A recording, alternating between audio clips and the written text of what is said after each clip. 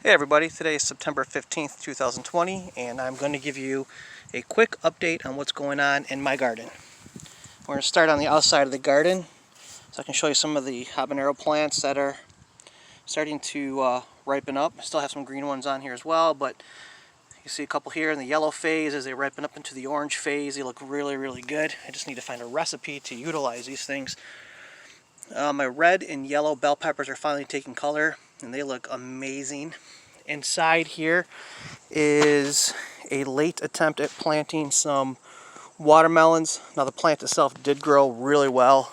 I even started to see some what I call baby watermelon, but we're so late into the year now that I am not going to see any type of fruit, and that's okay. I just wanted to see how well it would grow, honestly. Right here are my snow peas. They are flowering, and hopefully I will get some peas soon. Potatoes that have overtaken a zucchini plant. That's kohlrabi. Never had it, never planted it, and not sure how well it's doing, but we will see. And over here is one of my bean plants, green beans, that has not started producing green beans yet. Oh, actually it has. Some very tiny little ones that will probably grow quickly, and it'll just add to the count with my other green bean plant. Cherry tomatoes, man, I have an absolute ton of these plants, and they're growing very well. That's my smallest plant right there, and I'll show you some bigger ones in a second. Now we're inside the garden and moving to a couple of potato plants. That is kale right there, and that is growing really well. Some of my cherry tomato plants that are looking like a jungle, honestly. Some of them are in there so tightly that it makes it a little tough to get my hands in there. Not much I can do because I didn't intend on keeping these particular plants. They were supposed to go to other people, and it never happened, and I don't have any cages to let them sprawl. So you can see here in this space was my squash plants. I had acorn and butternut squash. I did get a couple squash off it, but about last week I pulled it out because it was what looked to be completely dead, and I thought, why not pull it out and take the chance and repurpose the containers that I was using to plant more of a fall vegetable. So I planted some more kale. That is my eggplant, and it has a couple eggplant hanging off of it. You can see the little purple over there on the edge.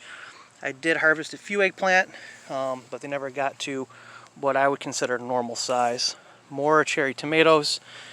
These do have cages, and next year I'm for sure going to be purchasing probably more cages than I absolutely need, so I have them throughout the year. This is my, what they call, big boy tomato plant. It's like a beefsteak, and they're in there, and I got a couple actually ripening. If you can see that orange right in there. Everything's looking a little yellow because we've had some cooler weather lately. My other bean plant that has matured and producing absolutely a ton of beans, which is awesome. Fresh green beans are delicious. I don't know if you've noticed or not, but the other thing that I have taken from the garden is the cucumber plant. That had seen better days, and I pulled that about the same time I pulled the squash plant, so I could give myself some more room. Next year, definitely going to be planting them in an area where they have space to roam. This is one of my favorite plants right here. This is a lemon boy tomato plant, and you can see I got all kinds of tomatoes on it, and when they're ripe, they're yellow just like that, sometimes even a little deeper yellow, and they are absolutely delicious. It's a low acid tomato. I've made sauce with it. I've eaten them raw, and, in salsas, and just slicing them. Absolutely fantastic. I highly recommend, if you haven't grown one of these yet, try it next year. It's a great plant. Strawberry plants are growing well, real well. I just got to figure out what I'm going to do with them before winter sets in so that they survive and we have more strawberries next year. More cherry tomatoes. Everywhere you turn in my garden, there are cherry tomatoes because the plants did not get taken to their final destination, which was someone else's garden, not this one. But that's cool. I'll eat them. They're delicious. and I'll even share them with other people. Last but not least is my jalapeno and my sweet banana plant. This thing has been amazing. All summer long, it's been producing peppers, and they're absolutely delicious. I've pickled them, I've cooked them. I'm even going to freeze some. We're going to wrap them in bacon with some cream cheese. So guys, that is about it for the tour, as quick as I could get it without running out of space on my phone. And hopefully I get another 1 or 2 in before it gets too cold. We have had some cooler weather lately, getting down into like the 40s at night, and either just south of us there's already been a frost on the ground. So hopefully I have been able to update you 1 or 2 more times before the season's over. If not, it has been absolutely awesome sharing my garden with you guys.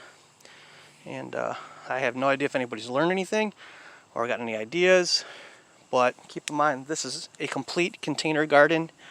Nothing's been planted in the ground, and I have done awesome to the point where I probably will do this again next year. Raised beds might be the goal, but if not, I have my containers to fall back on. Alright guys, talk to you soon hopefully. I'm out.